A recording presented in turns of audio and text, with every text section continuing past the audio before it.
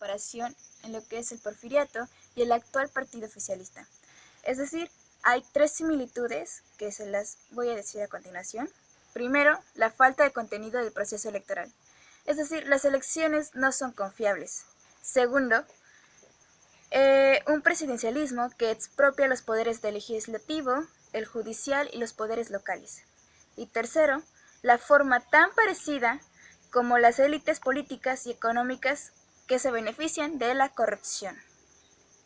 Explicar lo que nos quieren decir estas tres escuelas. Ahora vamos a dar paso a las 5 variables que nos propone Sergio Aguayo para entender la transición de la democracia en México. Y nos propone estas 5 variables y es como una forma de lo que debería hacer el pueblo para que la transición sea efectiva. Efectivamente, con estos 5 puntos o factores que influyen para la alternancia en nuestro país, es lo que definiría Sergio Aguayo como la tercera ola. Aquí es donde entra la democratización en México que se dio en el año 2000. Como primer punto tenemos los cambios en la estructura económica, el peso de la capital y de las regiones. Bueno, es evidente que el proceso de democratización hubiera sido obvio que empezara por la Ciudad de México, siendo la capital del país. Tenía la infraestructura, estaba urbanizada, es la ciudad más industrializada. Sin embargo, esto no fue así.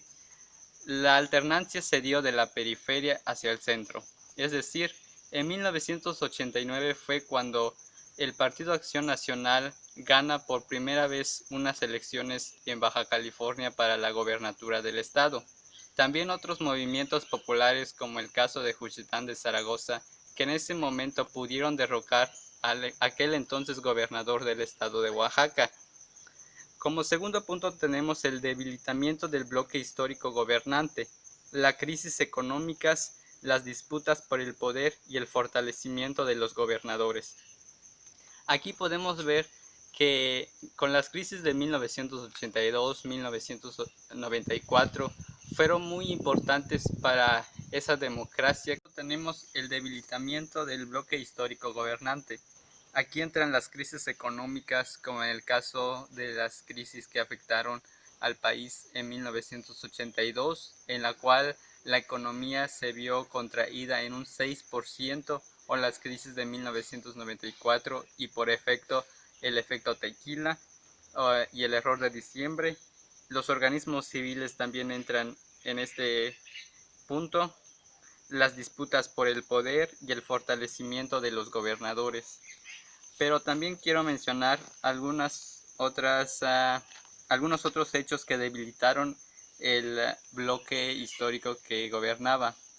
Por ejemplo, las elecciones de 1988 que se calificaron de fraudulentas, o también el levantamiento del Ejército Zapatista de Liberación Nacional en Chiapas en 1994. Y a raíz del movimiento zapatista en Chiapas podemos entrar al tercer factor, que es el incremento en la autonomía y el poder de personas y grupos, partidos, organismos civiles, intelectuales, periodistas, grupos armados, multimillonarios, sindicatos y crimen organizado.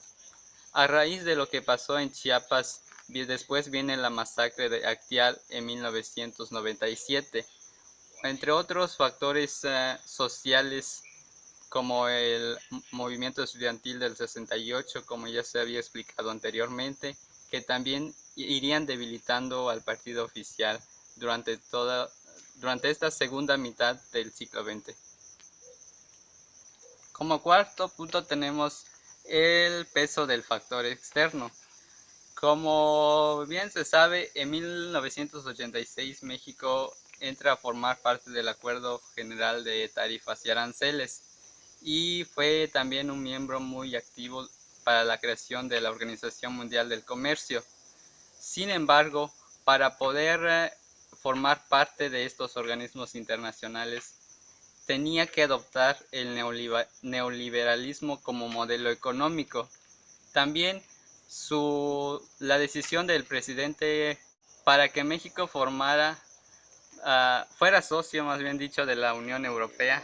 Ernesto Zedillo tenía como principal propósito lograr que México formara parte de los socios de la Unión Europea, pero para eso la Unión Europea necesitaba que México fuera un sistema democrático, a diferencia de Estados Unidos y Canadá, con la cual México firmó el Telecán en 1992 y que entra en vigor en 1994, en la cual Estados Unidos solo defendía sus intereses económicos y comerciales y no le importaba que México contara o no con un sistema democrático. Pero la Unión Europea exigía una evaluación en las elecciones y también la Comisión Interamericana de los Derechos Humanos llega a vigilar las elecciones en el año 2000, cuando el PAN le pide el asesinato del candidato al presidente de la República Mexicana en 1994, Luis Donaldo Colosio Murrieta, en marzo, y más tarde el del secretario de partido oficial, Ruiz Massieu, que la cual pues de cierta manera en el año 1994 Ernesto Zedillo llegó al poder, a la silla presidencial, con elecciones, podríamos decir, fundadas, porque ya la Unión Europea vino a intervenir, al igual que una comisión de las Naciones Unidas, para vigilar las elecciones durante este año. Y como último punto podríamos añadir el papel de la información, las ideas y las negaciones, en el cual aquí entra el periodismo y bueno, todo aquel papel que jugó para este proceso de democratización en nuestro país, y que finalmente en el año 2000 Vicente Fox Quesada llega al poder con 15.9 millones de votos contra el candidato del partido oficial, que solo obtuvo poco más de 5 millones. Se vio esa gran diferencia.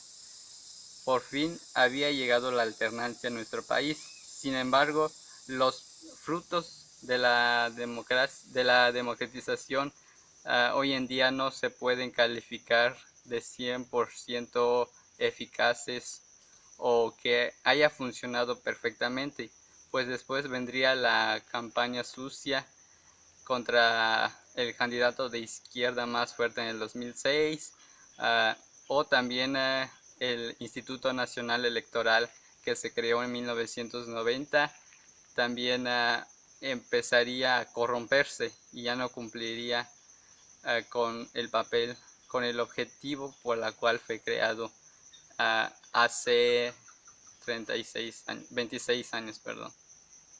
Como conclusión, que la transición mexicana se facilita cuando la sociedad supera las negaciones, confronta viejos paradigmas y los sustituye con valores nuevos, tales como derechos humanos, equidad de género, alternancia, respeto a las diversidades y al medio ambiente, entre otros.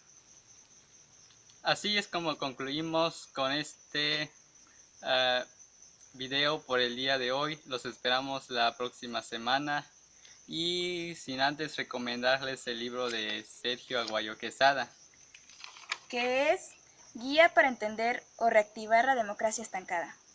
Y no olviden darle manita arriba y dejen sus comentarios. Sus comentarios son muy importantes porque nos ayudarán a mejorar esta página, este canal. por su atención. Muchas gracias. Próxima. Muchas gracias.